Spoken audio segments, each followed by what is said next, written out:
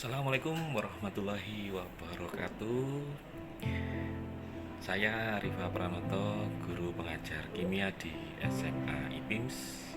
Perkenalkan saya untuk membahas sekaligus sharing tentang bagaimana kita bisa berpikir kritis dan menyelesaikan masalah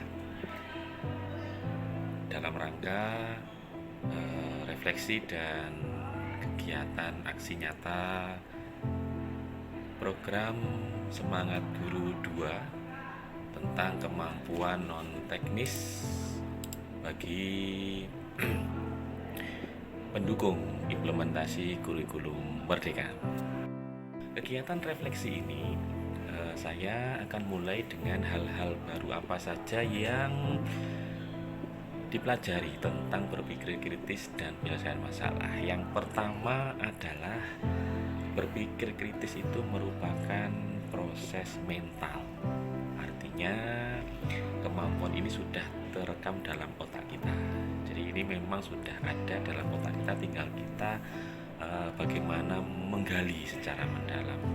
Yang kedua, berpikir kritis itu adalah keterampilan dalam mengambil keputusan dan keyakinan keputusan tersebut. Apakah nanti kita menerima, kita menolak, atau kita menunda dari keputusan. Kemudian yang ketiga adalah berpikir kritis itu adalah kunci dalam menyelesaikan suatu permasalahan. Jadi ketika ada suatu permasalahan, mari kita gunakan cara untuk berpikir kritis dalam menyelesaikannya. Dan yang terakhir, dengan berpikir kritis menurut saya akan menyelamatkan kita dari cara berpikir cepat yang tidak terkontrol. Nah, jadi ketika ada permasalahan, kita akan menganalisis dulu, kemudian kita akan berpikir kritis dan mengambil keputusan, sehingga kita tidak akan tergesa-gesa, atau dalam artian di sini adalah kita mengurangi berpikir cepat yang tidak terkontrol. Selanjutnya, bagaimana cara melatih kita berpikir kritis? Kalau menurut saya, yang pertama adalah kita mencari bukti. Mencari bukti yang ada saat ini, kita olah informasinya dengan menganalisis mana bukti-bukti yang berupa fakta dan mana bukti-bukti yang berupa opini. Kita harus bisa mengolahnya, membedakannya. Yang kedua adalah kita harus menumbuhkan rasa untuk terus bertanya. Terus bertanya ini minimal kita harus membuat pertanyaan-pertanyaan yang memberikan gambaran dan rangsangan kepada kita dalam menggugah rasa keingintahuan. Apakah sudah seperti ini? Bagaimana saya melakukan seperti itu? Kemudian apakah sudah pas dan seterusnya. Yang terakhir adalah metakognisi. Nah, metakognisi ini artinya adalah berpikir tentang bagaimana saya berpikir, yaitu mencoba memberikan konklusi atau simpulan dan refleksi sederhana kalau menurut saya dalam proses berpikir kritis. Inilah bagaimana kita cara melatih berpikir kritis. Selanjutnya tips untuk para pengajar bagaimana kita menerapkan berpikir kritis. Yang pertama, mari kita mencari atau memahami, berlatih untuk mencari artikel tertentu.